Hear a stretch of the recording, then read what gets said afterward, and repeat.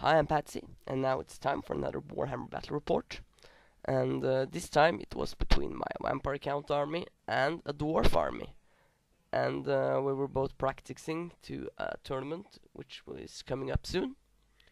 Um, and it's a team-based tournament, so he and me are on the same team, and his primary goal is to really be a point sink. He will not allow other strong lists to take points from him and really try just to hold up.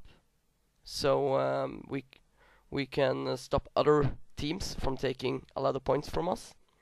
So we will see how that works out.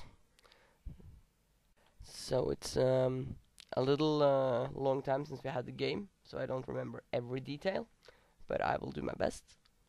As you can see at the left of the picture, he has some slayers, and he's using his ghouls to represent that. He forgot his own slayer at home, so yeah. And next he have some warrior with a hand weapon and shield, with and the hero behind there are just some fillers. So I think that looks pretty cool. A stone thrower and a cannon, and behind those he have the runesmith or something like that. Next to that, you have a unit of longbeards with great weapon, an organ gun, and a dragon slayer. And yeah, within the units of whitebeards, you have his BSB.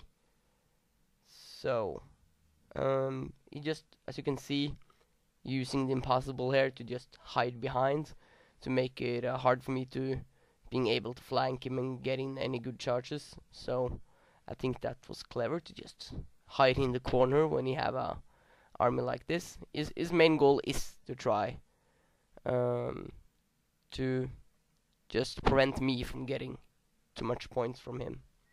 So yeah. So if you're going on to the next picture, you can see the more overlay of the battlefield, and you can see my army and how I deployed. And at the top I have some cane wraiths. In the center I have two big group of ghouls, and behind that we have a black coach, which I'm using the high elf chariot to represent. I'm not quite sure, it's a 1800 point game, and I'm still not sure if it's any point taking him with. That's why I'm just trying him out now. It's a restriction in the tournament which says that you can't have any magic level higher than 2. So I'm not sure it will be too much magic with that I need to prevent, so we will see. I have a small group to protect my general, and on the bottom we have a group of grave guards with great weapon, and my BSB with Dragonhoof banner. And what I was thinking here was early putting out. He did put out his longbeard first, and then I put out my grave guards in the center of the battlefield. What I was thinking was, he did put the unit there, and I was thinking maybe he will spread out, so I only can hit him at one place. And so I wanted to have the mobility with my main unit, the grave guards.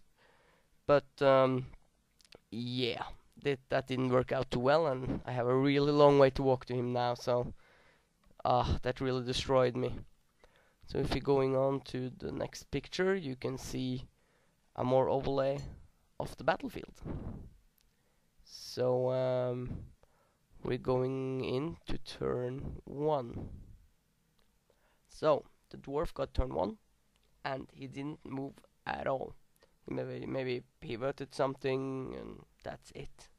So we go over to his magic phase, where he was using the anvil to slow down my grave guards. So he managed that on the 2+, and I now only have half movement.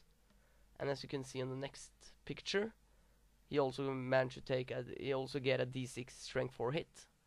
So he killed, I think it was one guy or something, so it wasn't too hard. But that was the problem was, as I said earlier, we can only have a level 2 mage, and so I didn't have a big chance to get the Dance Macabre, or what it's called, the movement spell to vampire counts. So I didn't get it, and so next time I will take with a necromancer to be sure to have it. So that is something I really need to look into. So we can go over to his shooting phase. So it's his shooting phase, and his cannon didn't see my unit because of the way he had positioned himself, and his organ gun was out of range.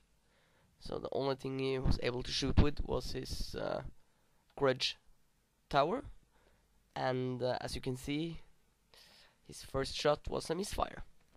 So that was yay for me. I only think he just got he can't shoot this round, so but still it was a misfire, and I was really happy about that. And we're going over to vampire count turn 1, and as you can see, I'm moving up really slowly with my grave guards, and on the next picture you can see that I moved so fast up with everything else. And yeah, I didn't have anything to really worry about. I didn't really worry about his cannon because he's positioned away he cannot shoot on my coach. So that was really good by me, and in just a couple of turns he will be eternal anyway. So that was just beautiful. That will be a real savior for me. And it's now vampire count magic phase, and as you can see, I was rolling every dice I got from my magic phase to my coach, and I didn't get any 6s, and that was it was terrible, not even one. So yeah, the coach is still wimpy.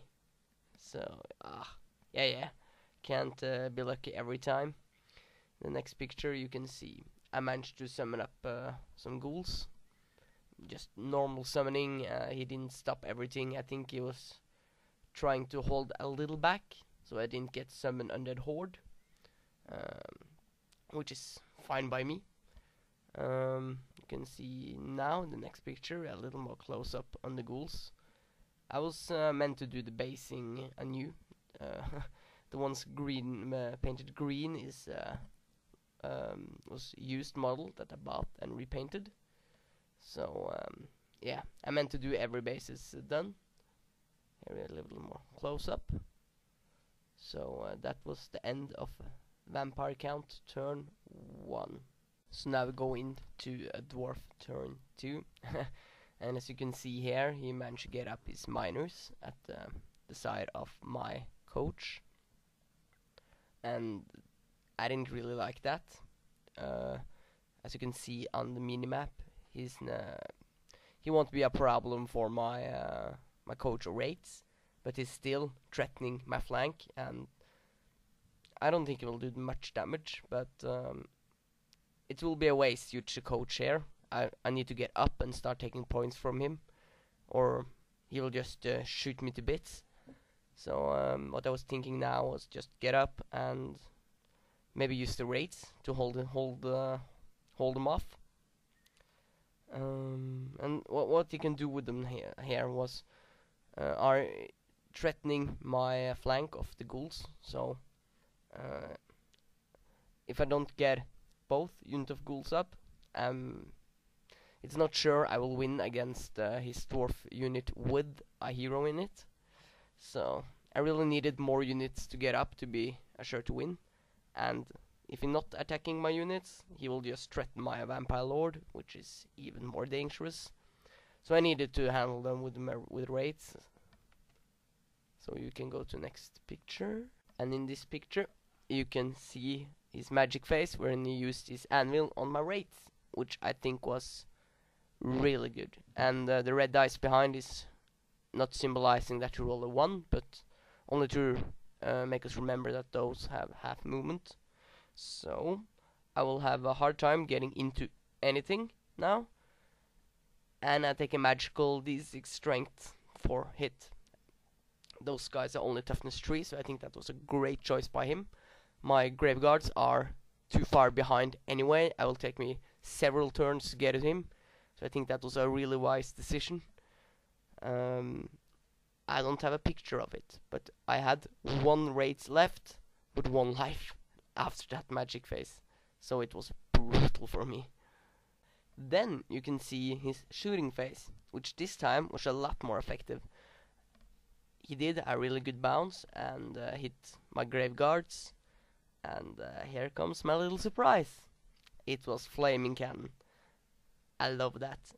It's not good for my grave guards, of course. I don't get my regen, but that's exactly what I need to stop this Hydra and all this big nasty thing when we're going to play in the tournament. So I was really happy for him that he chose that. If you can go to the next picture now, you can see his stone thrower once again rolled a misfire. That's the 2nd time in a row, and yeah, I think he was a little frustrated about that. So now it can shoot for 2 more turns. Next picture, you can see the end of his turn. Yeah. And now we have Vampire Count turn 2. And as you can see, I'm move it up so fast I can with everything. I position my my can rates before his miners, so he had to charge me or try to move around. I didn't really care what he did. I only had 1 rate left with 1 wound, and I was hoping it would just being able to hold them off, so to protect me a little more. As you can see also, I position my black coach in such a way that he can't see me. That was actually just barely. I don't expect to get a flank charge, but I didn't want to get charged this turn before I can get my ghouls more up. So I position him to threaten him a little more. This way he can't just stand behind with his Slayer unit and just flank charge or whatever his plan was. When I get in with my ghouls, he have to face my my coach that's threatening him. So that was the plan there. You can just go on. We can see a little more close-up pictures. Here we can see my rates standing up against his miners, and yeah, an overlay of the army. What was really sad was I didn't accomplish anything this turn. I managed to move up, and that's it. So he dispelled everything I tried to do, and I just moved towards him. That's it. So we can go over to Dwarf turn 3, and we're going over to Dwarf turn 3, and you can see he moved his Slayers, so my wagon won't be in his side anymore, just in his front. And on the next picture you can see a more overlay. He didn't move anything at all, almost, only the Slayers. So yeah, sure. And you can see on my bottom left here, he charges in with his miners into my wraith, and I maybe think that was a mistake by him. Here we have a more close-up on that fight. And in the picture here you can see a more close-up of my grave guards. I tried to play a little around to get a little better quality of the pictures, so I hope that's starting to get okay.